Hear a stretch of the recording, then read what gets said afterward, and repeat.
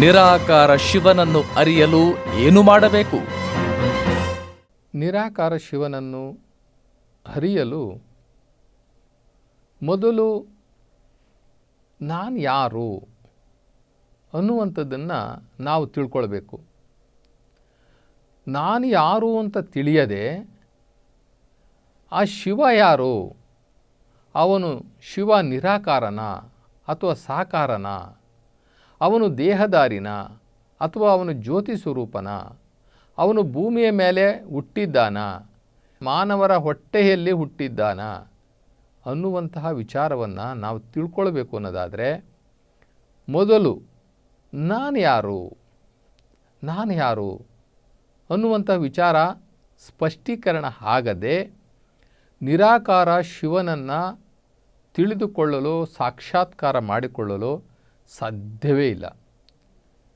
ನಮಗೆ ಈ ದೇಹಭಾವ ಇರೋವರೆಗೂ ನಾನು ಈ ಶರೀರ ಅಂದ್ಕೊಂಡೇ ಇರ್ತಕ್ಕಂಥವನಿಗೆ ಯಾವತ್ತೂ ಕೂಡ ಭಗವಂತನ ದರ್ಶನ, ಶಿವನ ಸಾಕ್ಷಾತ್ಕಾರ ಖಂಡಿತ ಆಗೋದಿಲ್ಲ. ಈ ದೇಹದಲ್ಲಿ ನಾನು ಒಂದು ಆತ್ಮವಾಗಿದ್ದೇನೆ, ಭ್ರೂಮಧ್ಯೆ ಭ್ರುಕುಟಿಯಲ್ಲಿ ಪ್ರಕಾಶಮಾನವಾಗಿರ್ತಕ್ಕಂಥ ಆತ್ಮ. ನಾನು ಈ ಜಗತ್ತಿಗೆ ಬಂದು ಎಷ್ಟೋ ಶತಮಾನಗಳಾಗೋಗಿದೆ. ನಾನು ದೇಹವನ್ನು ಬದಲಾಯಿಸ್ತಾ ಇದ್ದೇನೆ, ನನಗಿನ್ನ ಮುಕ್ತಿ ಸಿಕ್ಕಿಲ್ಲ. ನನಗೆ ಮುಕ್ತಿ ಸಿಕ್ಕದೇ ಇದ್ದದ್ದಕ್ಕೋಸ್ಕರ ನಾನು ಪ್ರತಿ ಜನ್ಮದಲ್ಲೂ ಕೂಡ ನಾನು ಬರ್ತಾ ಇದ್ದೀನಿ. ಈ ದೇಹವನ್ನು ಬಟ್ಟೆ ಬದಲಾಯಿಸೋ ರೀತಿಯಲ್ಲಿ ಬದಲಾಯಿಸ್ತಾ ಬರ್ತಾ ಇದ್ದೀನಿ ಅನ್ನುವಂತಹ ಈ ಅತಿ ದೊಡ್ಡ ಜ್ಞಾನ, ಈ ಸೂಕ್ಷ್ಮ ಜ್ಞಾನ ಅರಿವಾಗುವವರೆಗೂ ಯಾರೊಬ್ಬರಿಗೂ ಕೂಡ ಆ ಶಿವನ ಜ್ಞಾನ, ಆ ಶಿವನ ಆ ದಿವ್ಯ ಜ್ಞಾನದ ಅರಿವು ಯಾರಿಗೂ ಆಗೋದಿಲ್ಲ. ಭ್ರೂಮಧ್ಯೆ ಭ್ರುಕುಟಿಯಲ್ಲಿ ಪಶ್ಚಿಮ ಚಕ್ರದಲ್ಲಿ, ಅಂದರೆ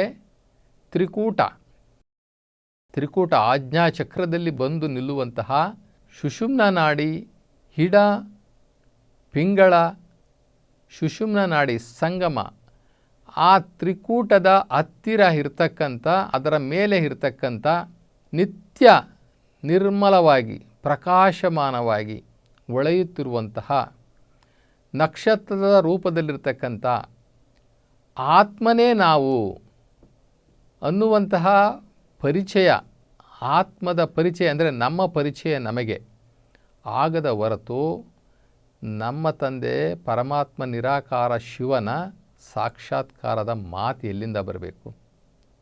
ಹೀಗೆ ನಮ್ಮ ಶರಣರು ಆತ್ಮದ ಅಸ್ತಿತ್ವವನ್ನು, ಆತ್ಮದ ಇರುವಿಕೆಯನ್ನು, ಆತ್ಮ ಪ್ರಜ್ಞೆಯನ್ನು ಬಹಳ ಚೆನ್ನಾಗಿ ವಚನಗಳಲ್ಲಿ ವಿವರಿಸ್ತಾ ಹೋಗ್ತಾರೆ. ಆದರೆ ನಮಗೆ ಈ ದೇಹ ಭಾವನೆ ಹೋಗಲಿಲ್ಲ, ಆತ್ಮಜ್ಞಾನ ಬರಲಿಲ್ಲ, ಆ ಶಿವನ ಮಹಿಮೆ ನಮಗೆ ತಿಳಿಲಿಲ್ಲ. ಅಲ್ಲಿಗೆ ನಮ್ಮ ಬದುಕು ನಿಂತ್ಕೊಂಡಿದೆ. ಈಗ ನಾವು ಶರಣರು ಆತ್ಮದ ವಿಚಾರದಲ್ಲಿ ಏನು ಹೇಳ್ತಾರೆ ಅಂತಕ್ಕಂಥದ್ರಲ್ಲಿ ಎರಡು ವಚನಗಳನ್ನು ನಾವು ತಿಳ್ಕೊಳ್ಳೋಣ. ಮನಸ್ಸು ಮತ್ತು ಆತ್ಮ ಒಂದೇ ನೆಲೆಯಲ್ಲಿ ನಿಲ್ಲಬೇಕು. ಮೊದಲು ನಮಗೆ ಆತ್ಮದ ಪರಿಚಯ ಆಗಬೇಕು. ನಂತರ ಆ ಸೂಕ್ಷ್ಮಾತಿ ಸೂಕ್ಷ್ಮ ಶರೀರವಾಗಿರ್ತಕ್ಕಂಥ ಆ ಮನಸ್ಸು ಸೂಕ್ಷ್ಮ ಶರೀರ, ಆತ್ಮ ಅದು ಕಾರಣ ಶರೀರ. ಇವೆರಡನ್ನೂ ನಾವು ಒಂದು ಮಾಡಬೇಕು.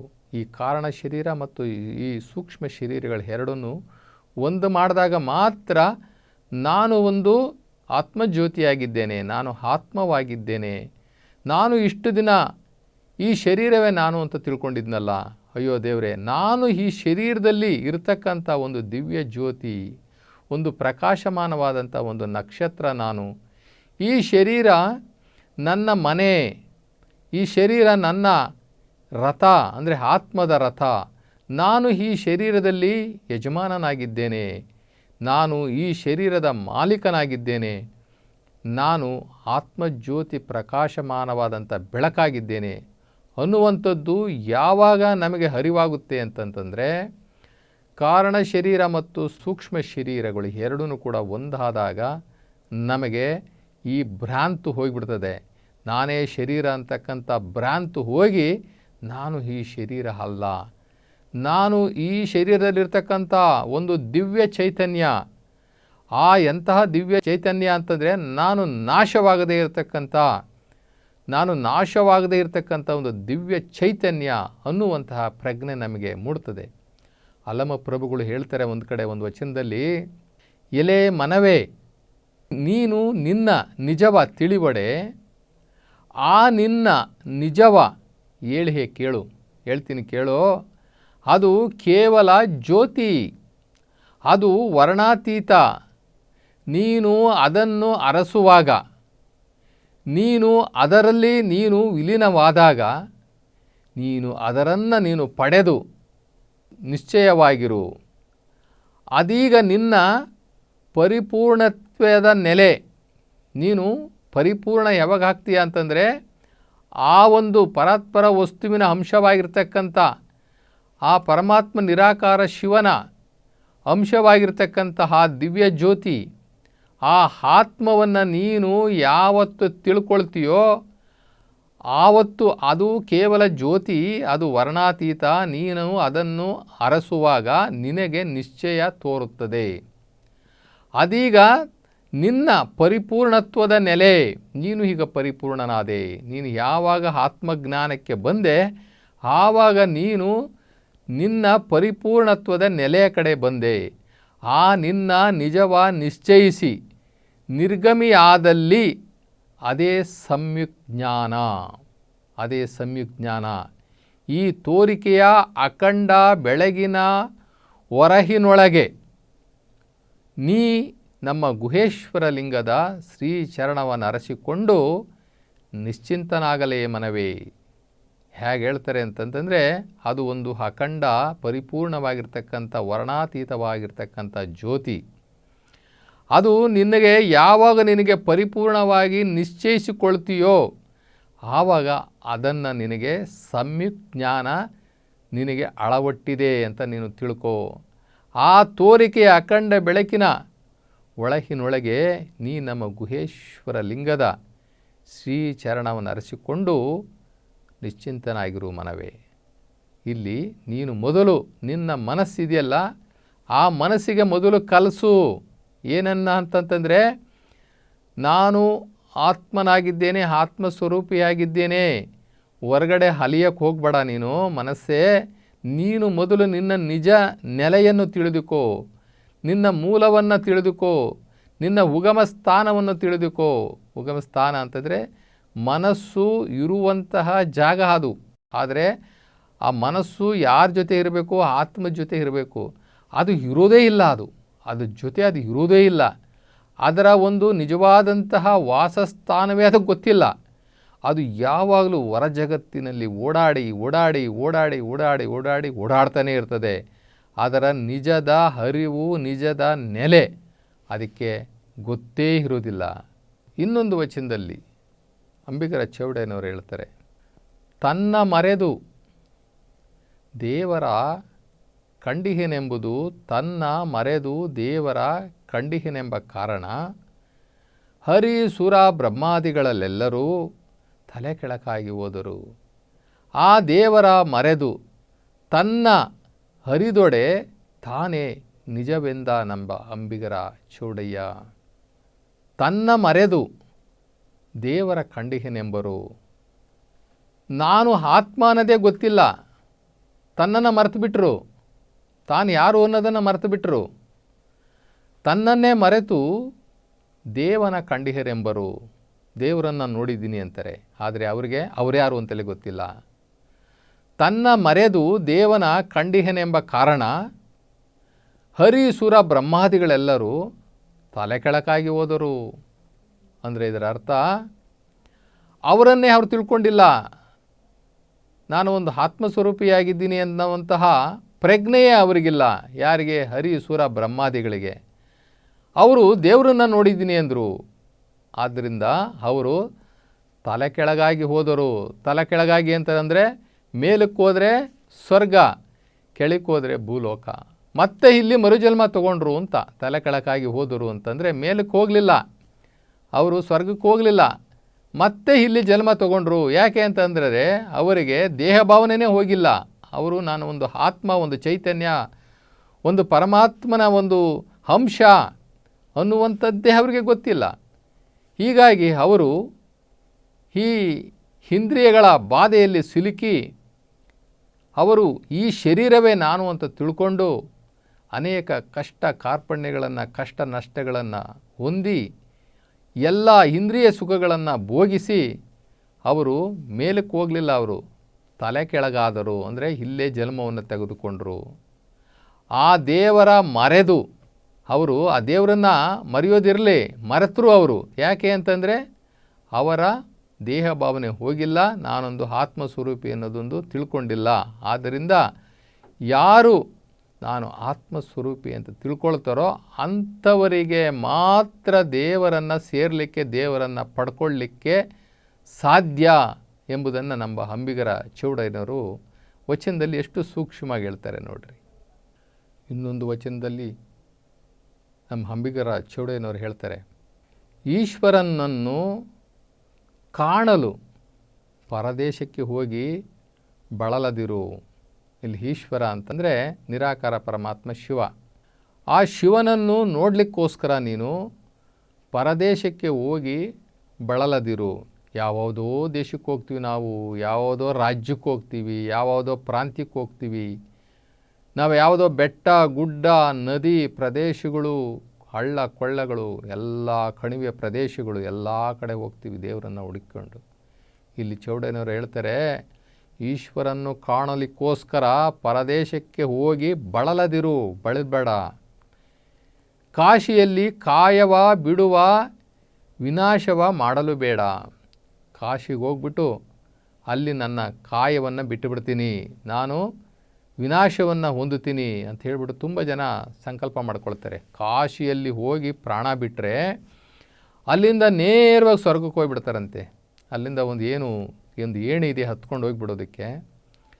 ಕಾಶಿಯಲ್ಲಿ ಹೋಗಿ ಕಾಯವನ್ನು ಬಿಡುವಂಥದ್ದು, ಒಂದು ಶರೀರವನ್ನು ಬಿಡುವಂಥದ್ದು ತುಂಬ ಪದ್ಧತಿ ಇತ್ತು ಅಂತ ಅನಿಸುತ್ತೆ ಆವತ್ತಿನ ಕಾಲಕ್ಕೆ. ಆದ್ದರಿಂದ ಚೌಡಯ್ಯನವರು ಹೇಳ್ತಾರೆ, ಕಾಶಿಯಲ್ಲಿ ಕಾಯವ ವಿನಾಶವ ಮಾಡಲು ಬೇಡ ಬೇಡ ಬೇಡ, ಆ ಥರ ಮಾಡೋಕ್ಕೆ ಹೋಗಬೇಡ.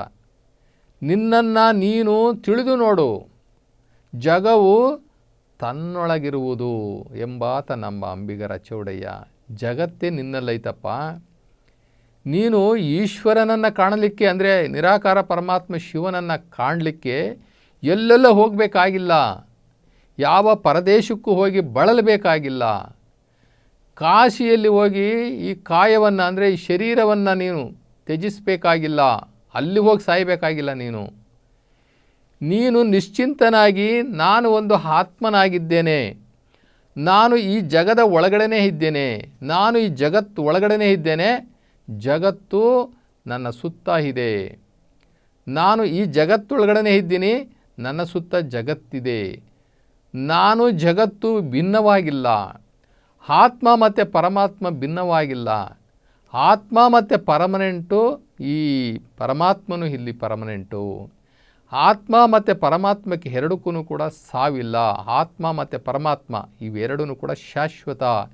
ಇಲ್ಲಿ ಬದಲಾಗೋದು ಯಾವುದು ಅಂತಂದರೆ ತೋರುವ ಜಗತ್ತು ಒಂದು ದಿನ ಪ್ರಳಯಕ್ಕೆ ನಾಶ ಆಗುತ್ತೆ, ತೋರುವ ಈ ಶರೀರ ಒಂದು ದಿನ ನಾಶ ಆಗುತ್ತೆ. ಆದರೆ ಆತ್ಮ ಮತ್ತು ಪರಮಾತ್ಮ ಇವೆರಡೂ ಕೂಡ ಪರ್ಮನೆಂಟು. ನೀವು ನೋಡು, ನಿನ್ನೊಳಗಡೆ ಇರ್ತಕ್ಕಂಥ ಆ ಜಗವನ್ನು ನೋಡು, ನೀನು ಜಗದಲ್ಲೇ ಇದ್ದೀಯ, ಜಗ ನಿನ್ನೊಳಗಡೆನೇ ಐತೆ ಅಂತ ಹೇಳ್ಬಿಟ್ಟು ನಮ್ಮ ಅಂಬಿಗರ ಚೌಡಯ್ಯನವರು ಆತ್ಮಸ್ವರೂಪಿಯಾಗಿರ್ತಕ್ಕಂಥ ನೀನು ಮೊದಲು ನಾನು ಈ ಕಾಯದಲ್ಲಿ ಇರತಕ್ಕಂಥ ಆತ್ಮ ಅಂತ ತಿಳ್ಕೊಂಡು ಯಾವಾಗ ಪರಮಾತ್ಮನನ್ನು ಧ್ಯಾನ ಮಾಡ್ತೀಯ ಆವಾಗ ನೀನು ಮತ್ತು ಪರಮಾತ್ಮ ಇಬ್ಬರು ಒಂದಾಗ್ತೀರಾ. ನಿನಗೆ ಆತ್ಮದ ಭಾವನೆ ಬರದೇ ಇದ್ದರೆ ಆ ಪರಮಾತ್ಮ ನಿನಗೆ ಸಿಕ್ಕೋದೇ ಇಲ್ಲ. ಯಾಕೆ ಅಂತಂದರೆ ಆತ್ಮ ಮತ್ತು ಪರಮಾತ್ಮನಿಗೆ ಸಂಬಂಧ ಇದೆಯೇ ಹೊರತು ಈ ದೇಹಕ್ಕೂ ಪರಮಾತ್ಮನಿಗೂ ಸಂಬಂಧ ಇಲ್ಲ. ಈ ದೇಹ ಪ್ರಕೃತಿಯಲ್ಲಿ ಈ ಪಂಚತತ್ವಗಳಲ್ಲಿ ಒಂದು ದಿನ ವಿಲೀನ ಆಗಿಬಿಡ್ತದೆ, ಆದರೆ ಆತ್ಮ ವಿಲೀನ ಆಗೋದಿಲ್ಲ. ಆತ್ಮ ನಾಶ ಆಗೋದಿಲ್ಲ, ಆತ್ಮ ಸುಡೋದಿಲ್ಲ, ಆತ್ಮವನ್ನು ಕತ್ತರಿಸೋಕ್ಕೂ ಆಗೋದಿಲ್ಲ.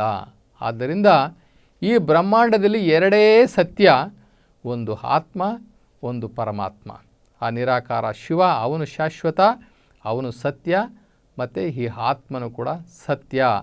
ಆತ್ಮ ಪುಣ್ಯ ಮಾಡಿದ್ರೆ ಕೈಲಾಸಕ್ಕೆ ಹೋಗುತ್ತೆ, ಅಂದರೆ ಶಿವಲೋಕಕ್ಕೆ ಹೋಗುತ್ತೆ. ಪುಣ್ಯ ಮಾಡಲಿಲ್ಲ ಅಂತಂದರೆ ಮತ್ತೆ ಇಲ್ಲೇ ಜನ್ಮ ತಗೊಳ್ಳುತ್ತೆ. ಆದರೂ ಆತ್ಮ ಮತ್ತು ಪರಮಾತ್ಮ ಎರಡೂ ಕೂಡ ಈ ಬ್ರಹ್ಮಾಂಡದಲ್ಲಿ ಪರ್ಮನೆಂಟ್ ಆಗಿರ್ತವೆ. ಇದನ್ನು ಮೊದಲು ನೀನು ತಿಳ್ಕೋ ಅಂತ ಹೇಳಿಬಿಟ್ಟು ನಮ್ಮ ಅಂಬಿಗರ ಚೌಡ ಹೇಳ್ತಾರೆ. ಸಿದ್ದರಾಮೇಶ್ವರರು ಅವರ ವಚನದಲ್ಲಿ ಹೇಳ್ತಾರೆ, ತೋರಿ ಕೆಡುವ ದೇಹ ನಾನೆಂದು ನಂಬದಿರು ಮನವೇ ನಂಬದಿರು, ತೋರುವ ಹರಿವು ನಾನೆಂದು ನಂಬು ಕಂಡೆಯ. ತೋರ್ತಾ ಇರ್ತಕ್ಕಂಥ ಹರಿವು ನಾನೆಂದು ನಂಬು ಎಲೆ ಮನವೇ, ತೋರಿ ಕೆಡುವುದು ಮಾಯಾತ್ಮಕ ಮನವೇ, ತೋರಿ ತೋರದುದು ನಿರುಪಾಧಿಕ ನಿಜಾನಂದ ಕಪಿಲಸಿದ್ಧ ಮಲ್ಲಿಕಾರ್ಜುನ ಕಂಡೆಯ ಮನವೇ. ಯಾವುದು ನಮಗೆ ತೋರುವುದಿಲ್ಲವೋ ಅದು ಆ ತೋರಿ ತೋರದುದು ನಿರುಪಾಧಿಕ ನಿಜಾನಂದ ಕಪಿಲಸಿದ್ಧ ಮಲ್ಲಿಕಾರ್ಜುನ. ಇಲ್ಲಿ ತೋರಿ ಕೆಡುವ ಈ ದೇಹ ನಾನೆಂದು ನಂಬದಿರು, ತೋರುವ ಅರಿವು ನಾನೆಂದು ನಂಬು. ಇದ್ರ ಒಳಗಡೆ ಒಂದು ಅರಿವಿದೆಯಲ್ಲ, ಅದು ನಮ್ಗೆ ಕಾಣಿಸಲ್ಲ, ಆದರೆ ಅದರ ಒಳಗಡೆ ಆ್ಯಕ್ಟಿವ್ ಆಗಿರುವಂಥದ್ದು ನಮಗೆ ಗೊತ್ತಾಗುತ್ತೆ. ಇವಾಗ ನಾವು ಮಾತಾಡ್ತಾ ಇದ್ದೀವಿ ಅಂತಂದರೆ ಒಳಗಡೆ ಆತ್ಮ ಇದೆ, ಆತ್ಮ ಚೈತನ್ಯ ಇದ್ದಿದ್ದರಿಂದ ನಾನು ಮಾತಾಡ್ತಾ ಇದ್ದೀನಿ. ಅದರಿಂದ ಒಂದು ಚೈತನ್ಯ ಇದೆ ಅನ್ನೋದೊಂದು ಗ್ಯಾರಂಟಿ ಆಯಿತು, ಅದನ್ನು ನಂಬು. ಆದರೆ ಈ ತೋರಿ ಕೆಡುವ ಅಂತಂದರೆ ಇವತ್ತು ನಮಗೆ ಕಾಣಿಸ್ತಾ ಇದೆ ಈ ಶರೀರ, ನಾಳೆ ದಿನ ನಾನು ಸತ್ತರೆ ನಾನೇ ಬೇರೆ, ನನ್ನ ಶರೀರನೇ ಬೇರೆ ಆಗೋಗ್ಬಿಡ್ತದೆ. ಶರೀರ ಮತ್ತು ಆತ್ಮ ಎರಡು ಜೊತೆಲಿದ್ದಾಗ ಕ್ರಿಯಾಶೀಲವಾಗಿರ್ತಕ್ಕಂಥ ಈ ಶರೀರದಿಂದ ಆತ್ಮ ಭಿನ್ನವಾದ ಬಳಿಕ ಇದು ಏನಾಗುತ್ತೆ, ನಿಷ್ಕ್ರಿಯ ಆಗೋಗ್ಬಿಡ್ತದೆ. ಆದ್ದರಿಂದ ಇವತ್ತು ತೋರ್ತಾ ಇರ್ತಕ್ಕಂಥ ತೋರಿ ಕೆಡುವ ದೇಹ ನಾನೆಂದು ನಂಬದಿರು, ತೋರುವ ಅರಿವು ಇದರೊಳಗಡೆ ಇರತಕ್ಕಂಥ ಚೈತನ್ಯ ನಾನೆಂದು ನಂಬು. ಅದರಿಂದ ಮನವೇ, ಆ ತೋರಿ ತೋರದಿರುವಂತಹ ಆ ನಿರುಪಾಧಿಕ ನಿಜಾನಂದ ಆ ಕಪಿಲಸಿದ್ಧ ಮಲ್ಲಿಕಾರ್ಜುನ ಇದ್ದಾನಲ್ಲ, ಅವನು ಯಾವತ್ತೂ ಪರ್ಮನೆಂಟು. ಆದ್ದರಿಂದ ನೀನು ನಿಜವಾಗಿಯೂ ದೇವರನ್ನು, ನಿರಾಕಾರ ಪರಮಾತ್ಮ ಶಿವನನ್ನು ನೋಡಬೇಕು ಅನ್ನುವಂತಹ ಹಂಬಲ ನಿನಗಿದ್ದರೆ ನೀನು ಮೊದಲು ಈ ತೋರುವ ಶರೀರ ನಾನಲ್ಲ, ಈ ತೋರುವ ಶರೀರದಲ್ಲಿರ್ತಕ್ಕಂಥ ದಿವ್ಯ ಚೈತನ್ಯ, ಆ ದಿವ್ಯ ಚೈತನ್ಯ ಆತ್ಮ ನಾನು ಅಂತ ಯಾವತ್ತು ತಿಳ್ಕೊಳ್ತೀಯೋ ಆವತ್ತೇ ನಿನಗೆ ದೇವರ ಸಾನ್ನಿಧ್ಯ ನಿನಗೆ ಪ್ರಾಪ್ತ ಆಗುತ್ತೆ ಅಂತ ಹೇಳಿಬಿಟ್ಟು ನಮ್ಮ ಶರಣರು ಹೇಳ್ತಾರೆ.